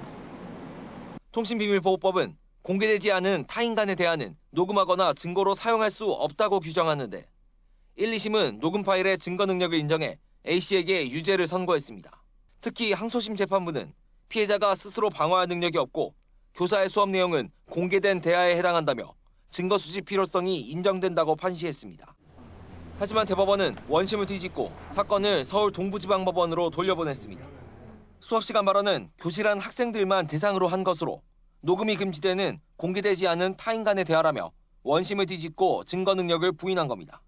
공개되지 않은 타인 간 대화 녹음 파일 등은 원칙적으로 증거 능력이 없고 그에 대한 예외를 인정하지 않는 대법원 판례에 따른 판단입니다. 이번 판결로 쟁점이 유사한 다른 아동학대 사건도 영향을 받을 것으로 보입니다. 특수교사가 아들을 학대했다며 웹툰 작가 주호민 씨가 몰래 녹음한 수업 내용을 증거로 제출한 게 대표적입니다. 1심 재판에선 2시간 반 분량 녹음 파일이 법정에서 공개됐는데 증거 인정 여부에 따라 결론도 달라질 수 있습니다. 대법원은 다만 이번 판결이 녹음 파일의 증거 능력을 따진 판결일 뿐 교사 A씨의 유무죄 자체를 심리한 건 아니라고 설명했습니다. YTN 부장원입니다. 최근 온라인 쇼핑몰 등에서 어린이 의류나 인형 등을 직접 만들 수 있는 뜨개질 키트가 많이 팔리고 있는데요. 일부 제품에서 납이나 노닐페놀 등 건강에 치명적인 유해 물질이 나왔습니다. 김선희 기자가 보도합니다. 온라인 쇼핑몰이나 SNS 광고에서 흔히 살 수 있는 어린이용 뜨개질 키트입니다. 아이들 의류나 인형을 만들 때 사용하는데 제품 일부에서 건강에 치명적인 유해 물질이 검출됐습니다. 한국소비자원이 28개 제품을 조사했더니 2개 제품에서 안전기준을 초과한 노닐페놀이 검출됐고 다른 2개에서는 납성분이 나왔습니다. 1개 제품에서는 푸탈레이트계 가소제도 검출됐습니다. 노닐페놀은 노출될 경우 생식기 발달 장애를 가져올 수 있고 납은 지능 발달을 낮추거나 근육을 약하게 만들 수 있습니다. 푸탈레이트계 가소제는 간이나 신장에 손상을 일으킬 가능성이 있습니다. 주 사용자가 만 13세 이하 어린이라면 어린이 제품 안전특별법에 따라 품목별 안전기준에 적합함을 확인 후 신고 표시해야 하지만 조사 대상 전 제품이 인증을 받지 않았습니다. 뜨개질 도안에 따라 만든 완성품도 조사해보니 4개 제품 모두 안전기준을 벗어났습니다. 유아용 제품은 얼굴이나 목, 가슴 부분에 끈이 있으면 질식 위험이 있는데 부착한 겁니다. 유아용 놀이개 젖꼭지걸이 4개 역시 질식사고 위험이 있었습니다. 놀이개 젖꼭지 거리에 있는 우류 부착 기구에는 아이들이 삼켰을 때 질식을 방지하기 위해서 일정 크기의 공기 구멍이 필요한데 그 부분이 미흡한 것으로 나타났습니다. 소비자원은 이번에 조사한 28개 업체의 판매 중지 등 시정을 권고하고 관련 부처에 뜨개질 키트에 대한 관리 감독 강화를 요청할 예정입니다. YTN 김선입니다. 경북 의성에 있는 대형 산란계 농장에서 고병원성 조류 인플루엔자 AI가 발생했습니다. 그동안 주로 호남과 충청 지역에서 확산하던 AI가 전국으로 퍼질 기미를 보이면서 방역 당국의 긴장감이 높아지고 있습니다. 김근우 기자가 보도합니다. 닭 36만여 마리를 기르는 대형 산란계 농장입니다. 출입구가 차단막으로 완전히 막혔고 주변에선 흰 방역복을 입은 사람들도 보입니다. 지난 9일 이 농장에서 폐사하는 닭이 갑자기 늘었다는 신고가 접수됐습니다. 방역당국이 시료를 정밀 검사한 결과 H5형 고병원성 AI에 감염됐던 거로 확인됐습니다. 올겨울 들어 경북 가금 농가에서 AI가 발생한 첫 사례입니다. 방역당국은 즉시 농장 입구에 초소를 설치해 출입을 통제하고 기르던 닭들도 모두 살처분하기로 했습니다. 올겨울 전국에서 고병원성 AI 29건이 확진됐는데 대부분 호남과 충청 사례였습니다.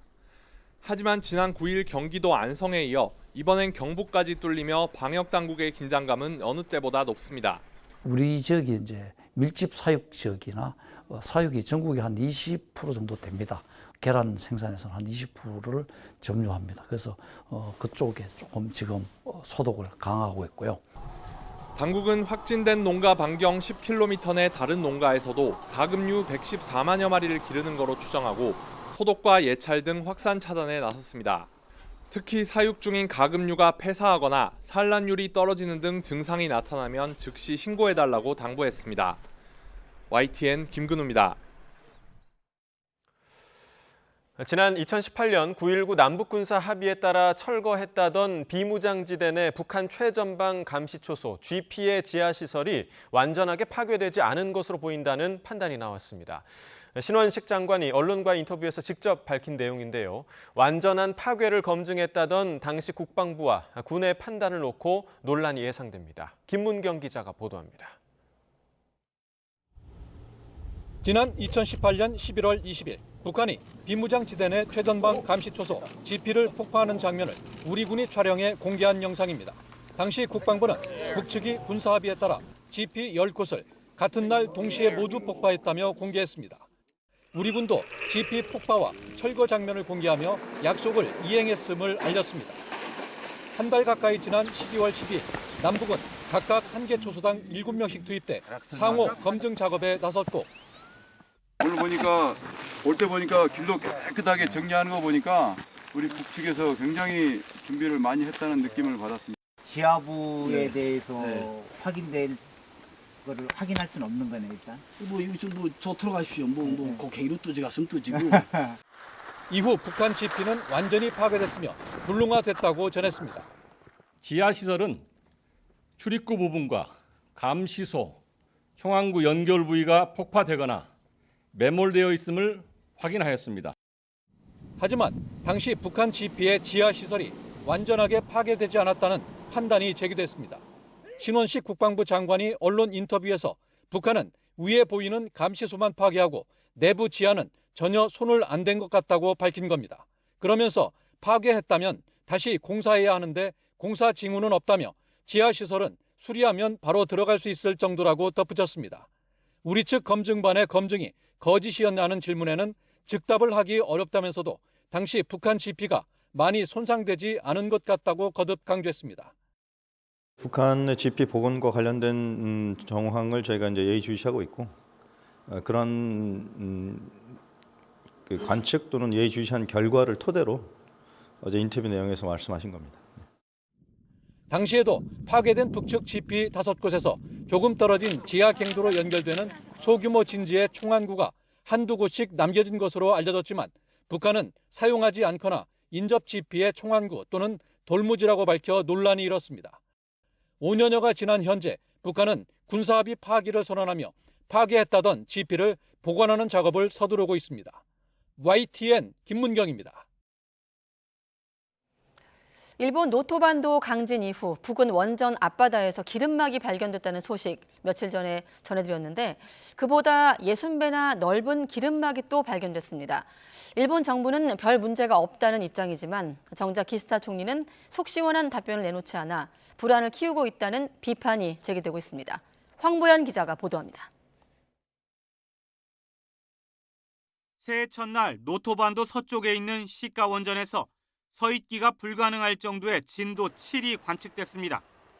이때 충격으로 원전 변압기 배관이 손상돼 지난 7일 원전 배수구 주변 바다에서 가로 10m, 세로 5m의 기름막이 발견됐습니다. 그런데 이게 다가 아니었습니다. 그때보다 60배나 넓은 기름막이 부근 바다에서 또 발견된 겁니다. 원전을 운용하는 전력회사나 일본 정부 모두 안전상의 문제는 없다고 밝혔습니다. 今回の変圧器の故障ということが直接その発電所の安全に何か影響を及ぼすものであるというふうには考えておりません。 냉각수 중 일부가 흘러 넘쳤고 공기 중 방사선량을 측정하는 계측기 120개 중 18개는 한때 먹통이 되기도 했습니다. 이런 문제 역시 전력회사나 일본 정부 모두 대수롭지 않다는 입장. 하지만 2011년 후쿠시마 원전의 악몽을 또렷이 기억하는 사람들은 이 말을 곧이곧대로 믿지 못합니다. 기시다 총리의 이해하기 힘든 대응이 문제를 키우고 있다는 지적도 나옵니다. 지난 4일 진행된 연두 기자회견 모습입니다. 40분이 지나 회견을 마무리하려 하자 한 기자가 원전 질문도 받아달라고 요구합니다.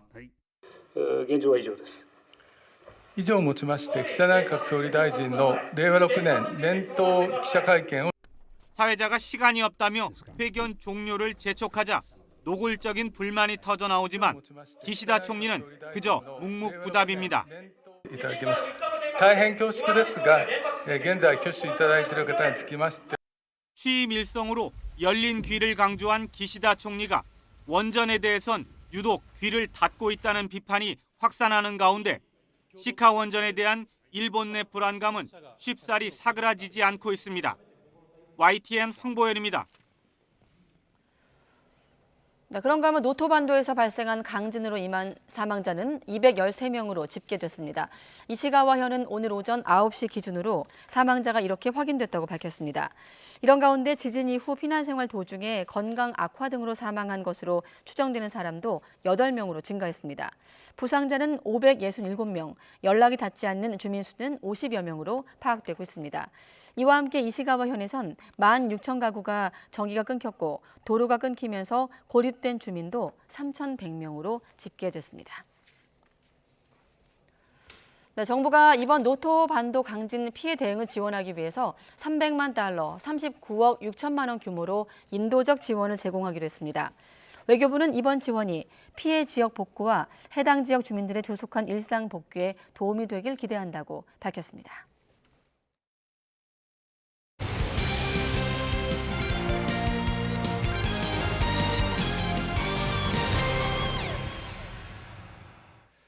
스포츠 소식입니다. 64년 만에 정상 정복을 노리는 우리나라 축구대표팀이 전지훈련을 마치고 아시안컵이 열리는 카타르 도하에 입성했습니다. 지난 3일부터 아랍에미리트 아부다비에서 적응 훈련에 들어간 대표팀은 6일에는 이라크와 평가전에서 1대0으로 승리하고 실전 점검을 마쳤습니다. 카타르 도하의 하마드 국제공항에는 많은 교민들이 나와 선수들을 환영했습니다. 우리 대표팀은 15일 바레인과 2조 조별 예선 첫 경기를 치릅니다. 네, 모레 개막하는 아시안컵에는 우리 대표팀 클린스만 감독의 거취도 달려 있습니다. 목표한 우승컵을 가져오지 못할 경우 경질로는 다시 고개를 들 수 있습니다. 이경재 기자입니다.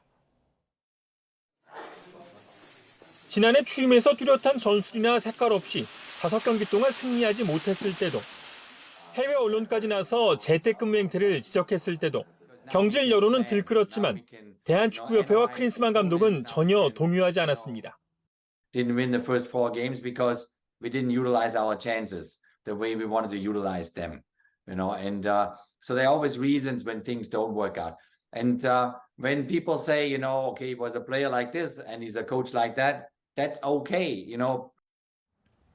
그만큼 아시안컵은 클린스만 감독이 버틸 수 있는 희망이었고 협회 입장에서도 현실적인 방패막이었습니다. 크리스만 감독은 이후 최근 이라크전까지 6연승의 7경기 무실점 행진을 이끌며 분위기를 확실하게 반전시켰습니다. 하지만 더는 물러설 곳이 없는 아시안컵. 역대 최고의 선수들로 이루어진 최강의 팀으로 평가받는 만큼 우승이 아니라면 감독의 책임론이 다시 불거질 수밖에 없습니다. 객관적인 전력에서 이란을 상대할 것으로 보이는 8강전부터 일본이 유력한 결승까지 3경기가 크리스만 감독에겐 진퇴가 걸린 끝장 승부가 될 가능성이 높습니다. Hopefully in the final. No, it's a good team, and I watched them. I know them. I believe in this Korean team that they can make it happen because we have so much quality with so many good players. 2026 북중미 월드컵부터 아시아의 본선 진출권은 8.5장. 아시안컵에서 목표를 이룬다면 크리스만 감독은 독일과 미국에 이어 3번째 팀을 이끌고 월드컵 본선에 나설 수 있는 길이 열립니다. YTN 이경재입니다. 메이저리그 피츠버그의 배지환 선수가 시즌을 준비하기 위해서 미국으로 출국했습니다. 지난해 메이저리그에서 처음 풀타임 활약한 배지환은 111경기에 출전해 타율 2할 3푼 1리에 32타점, 54득점, 23도루를 기록했는데요. 올 시즌에도 주전 경쟁을 이겨내야 하는 배지환 선수의 각오를 들어보겠습니다. 저는 메이저리그에서는 공격력은 갖춰야 된다고 생각을 많이 하거든요. 제가 작년에 기회를 많이 받았던 것도 루키라는 그게 있었는데 이제 올해는 그런 변명은 안 통하니까 이제 공수주 다방면에서 제 자리를 좀 꿰찰 수 있도록 발전해야 되는 게 맞는 것 같습니다.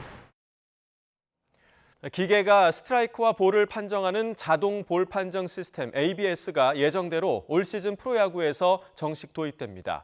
KBO는 이사회를 열어 공정한 판정을 위해 ABS를 오는 3월 23일 정규리그 개막전부터 곧바로 운용하기로 했습니다. 선수들의 부상 방지와 도루 확대를 위해 베이스 크기도 올해부터 종전 15제곱인치에서 18제곱인치로 확대하기로 했습니다.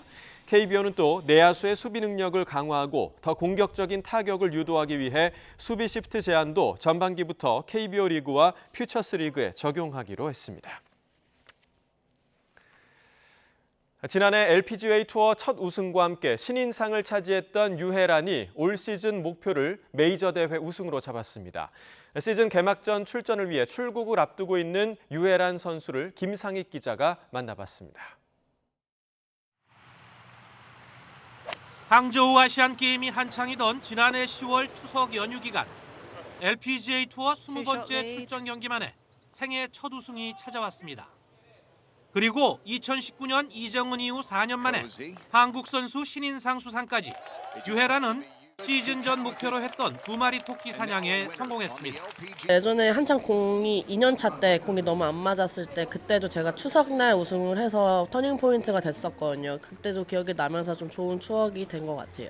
한 달 내내 영어로 소감을 열심히 준비한 LPGA 시상식에서 아니카 소렌스탐에게 상을 받은 순간은 최고의 경험이었습니다. 그 위에 올라가니까 아무것도 생각이 안 나더라고요. 그래서 초반에 동영상 초반에 보면 제가 잠깐 얼버무려요. 그게 기억이 안 나서 기억을 떠올리고 있는데 애들이 막 박수 쳐주니까 그때 기억이 나더라고요. 평균 비거리 260야드, 투어 전체 57위인 드라이버 비거리가 아직 아쉽다는 유해란은 올 시즌 LPGA에 합류하게 될 동료 한국 선수들에게도 조언을 아끼지 않았습니다. 어떤 코스가 좋은지 나쁜지 모르기 때문에 일단 경험을 해보고 그 다음에 생각을 해보는 게 좋다고 생각을 해서 일단 많은 대회를 나가는 걸 추천하고요.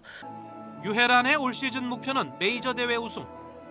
5개 메이저 대회 성적을 점수로 환산해 1위에게 주는 아니카 어워드 트로피도 욕심이 납니다. 제가 한국에서부터 메이저랑 인연이 진짜 없었어요. 지금 통산 6승인데 한 번도 메이저는 없거든요. 그래서 첫 메이저 우승을 미국에서 했으면 좋겠다는 바람입니다. 유해란은 12일 미국으로 출국해 18일 플로리다 올랜도에서 시작하는 LPGA 투어 시즌 개막전에 출전합니다. YTN 김사익입니다. 프로당구 포스트 시즌에 진출하기 위한 마지막 불꽃 경쟁이 펼쳐지고 있는데요. 여자 선수들의 활약이 팀의 포스트 시즌 진출 여부를 가릴 것으로 보입니다. 여자 선수들의 멋진 샷을 김동민 기자가 보여드립니다.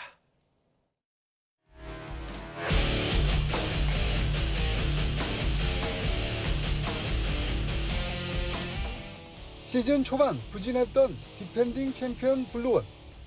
수롱이 밀어치기 바운딩 샷으로 경기를 끝냅니다. 부진했던 수롱이 살아나자 팀의 포스트 시즌 합류 가능성도 높아졌습니다.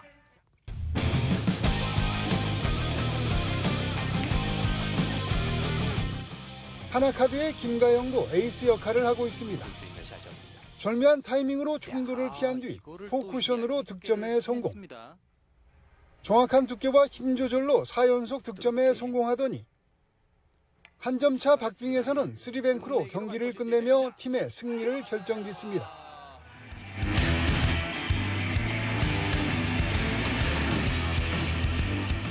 웰컴 저축은행에서는 김예연이 6승을 거두며 맹활약하고 있습니다. 좁은 공간에서 절묘한 길게치기로 분위기를 가져오더니 대회전 뱅크샷으로 2점을 따라가고 뒤돌리기로 경기를 뒤집으며 복식 경기를 가져옵니다. 팀 리그 챔피언을 가리는 포스트 시즌에는 모두 5팀이 출전합니다. 라운드 우승팀 NH농협카드와 SY, 크라운 혜태 외에 나머지 2팀은 오는 일요일에 끝나는 최종 5라운드 순위에 따라 정해집니다. YTN 김동미입니다.